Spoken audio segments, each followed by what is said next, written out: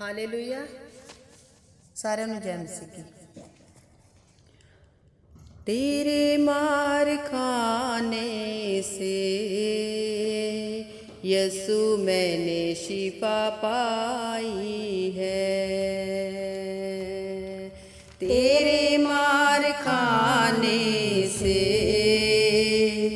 यसु मैंने शिफा पाई है। तेरे खून बहाने से मिली मुझको रिहाई है।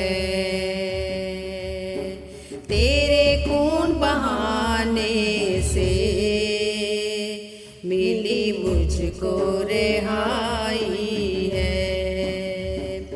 कोई चारा घर तुझ सा नहीं, कोई राहबर तुझ सा नहीं, कोई चारा घर तुझ सा नहीं, कोई राहबर तुझ सा नहीं। तूने अपनी जान दे कर, तूने अपनी जान दे कर मेरी जिंदगी बचाई है। तूने अपनी जान दे कर मेरी जिंदगी बचाई है। मिली मुझको रिहाई है, मिली मुझको रिहाई है। तूने वादा पूरा कर दिया है, अपनी पाकरू से भर दिया है। तूने वादा पूरा कर दिया है, अपनी पाकरू से भर दिया है। तूने मेरे कदमों को,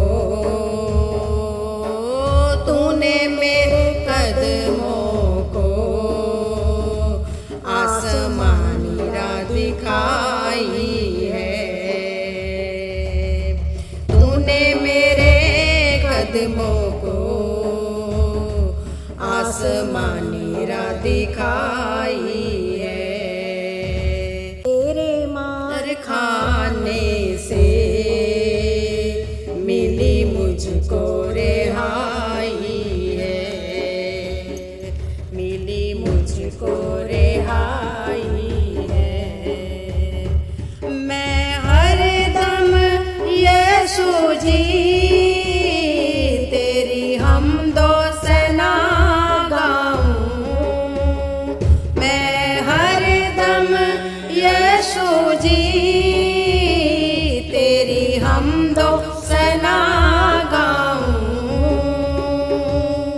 मैंने अपनी सांसों में, मैंने अपनी सांसों में तेरी खुशबू बसाई है। मिली मुझको रिहाई है, मिली मुझको रिहाई है। हालेलुया। स्वर्गीय आसमानी बाप, आज के वचन पर तू आशीष बरकत दे और अपनी महिमा के लिए तैयार कर। ये प्रार्थना यीशु के नाम से मांगते हैं, आमीन। मेरे प्यारे भाई बहनों, आपके सामने धर्मशास्त्र पुस्तक से पढ़ूंगा योल की पुस्तक 2 बाब उसकी 12 आयत। तो अब यहोवा की ये बानी है कि अभी भी सुनो, उपवास के साथ रोते पीटते अपने पूरे मन से फिरकर मेरे पास आओ। मेरे प्यारे भाई बहनों, जब ये वचन आप पढ़ें और सीखेंगे किस तरह प्रभु ने जो है यहाँ सिखा रहा है से उपवास में कैसे रहना चाहिए, कैसे तुम मेरे पास आओगे। अगर तुमने गुनाह किया है, पाप किया है, तो तुम्हें पश्चाताप करने की जरूरत है। यानी कहने का मकसद मेरा यही है, जैसे मैंने अगर गुनाह किया है, आपने गुनाह किया है, आपने पाप किया है, हमने पाप किया है, तो हमें और आपको अपने पापों को सोचकर पश्चाताप करना जरूरी है। और जब पश्चाताप करोगे तब परमेश्वर आपको क्षमा करेगा, तब परमेश्वर आपको माफ करेगा। तो इसलिए मैं इतना ही कहना चाहता हूं कि इसे अपने पापों को सोचो। जैसे मैंने कोई पाप किया है, परमेश्वर मैं पछता रहा हूं, मुझे क्षमा कर दे, मेरे अधर्म को मिटा दे, मेरे गुनाह को मिटा दे। तो प्रभु आपके गुनाह को मिटा देगा और जो परमेश्वर ने सोचा है विपत्ति डालने के लिए, तो विपत्ति से आप बच जाओगे। मेरे कहने का मकसद यही है कि जब इंसान अपने पापों से पश्चाताप करेगा और जब इंसान जो है अपने पापों को छोड़ेगा, तब मेरे प्यारे भाई और बहनों, उस समय में परमेश्वर जो है उनके पापों को माफ करेगा। और ये जानते हो कि इसे योल क्यों लिखा है और क्यों कहता है? अगर पहली आयत पढ़ोगे, इसी की 2 की 1 पढ़ोगे, तो यहां जो है टेडियों के बारे में लिखा हुआ है। इसी वचन में आगे पढ़ते चले जाना, टेडियों के बारे में है।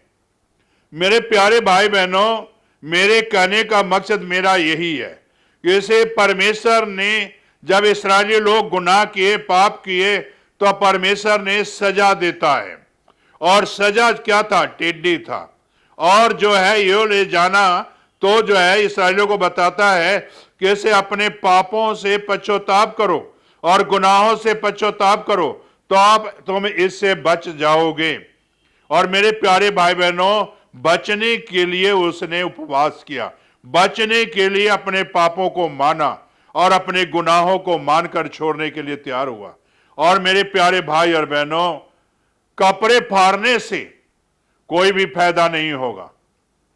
मेरे प्यारे भाई और बहनों, आज हम जब उपवास करते हैं, परमेश्वर के आगे दीन और हलीम हो और मेरे प्यारे भाई बहनों अपने पापों को मान लें, अपने गुनाहों को मान लें और उसे छोड़ने के लिए तैयार हो, तब परमेश्वर आपके पापों को क्षमा करेगा, आपके गुनाहों को क्षमा करेगा। जब तक आप परमेश्वर के आगे पश्चाताप नहीं करोगे, तब तक परमेश्वर आपको क्षमा नहीं करेगा। तो इसलिए पश्चाताप करना जरूरी है।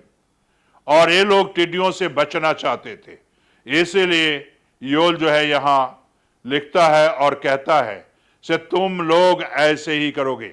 आज देखो मेरे प्यारे भाई बहनों, कौम के ऊपर काले बादल मंडला रहे हैं, चारों तरफ से मसीह कौम घिरी हुई है और चारों तरफ से घिरा हुआ है मसीह कौम।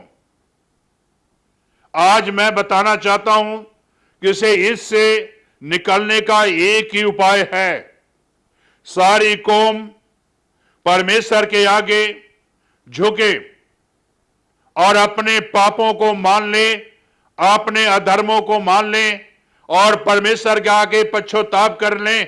तो मेरे प्यारे भाई बहनों, जितने बंधन घेरे हुए हैं और शैतान ने कौम को घेरे हुई है, मसीह कौम को घेरे हुए हैं, तो आज ही ये बंधन टूट जाएगा। मेरे प्यारे भाई और बहनों, उपवास में इतनी सामर्थ है, उपवास में इतनी शक्ति है, उपवास में इतना बल है, उपवास में इतना सामर्थ है, जो कि परमेश्वर जब उपवास सच्चे दिल से करोगे, पश्चाताप करोगे, अपने गुनाहों को मानकर छोड़ोगे, तब मेरे प्यारे भाई और बहनों, आपकी उपवास की प्रार्थना धरती पर नहीं रहेगा बल्कि स्वर्ग में जाएगा और स्वर्ग से जो है आशीष आएगी और कौम जो है सारी जातियों से छुटकारा पा जाएगा। कहने का मकसद मेरा यही है कि से घेरा टूट जाएगा, बंधन टूट जाएंगे और आप आजाद हो जाओगे। क्या आप अपने कौम के लिए ऐसी पश्चाताप करने के लिए तैयार हो या नहीं? अगर हां है तो अभी सर झुकाओ और प्रार्थना करो। स्वर्गीय आसमानी बाप, जो भाई बहन अपने कौम के लिए उपवास करते हैं, प्रार्थना करते हैं और अपने पापों से पश्चाताप कर रहे हैं, गुनाहों की माफी मांग रहे हैं, तो खुदावंद यीशु आज अपनी कौम की प्रार्थना को सुनकर उत्तर दे और तमाम खुदावंद शैतानी घेरों से सभी भाई बहनों को आजाद कर देना, ताकि तेरे नाम की महिमा मिले। ये प्रार्थना यीशु के नाम से मांगते हैं, आमीन। हाँ जी।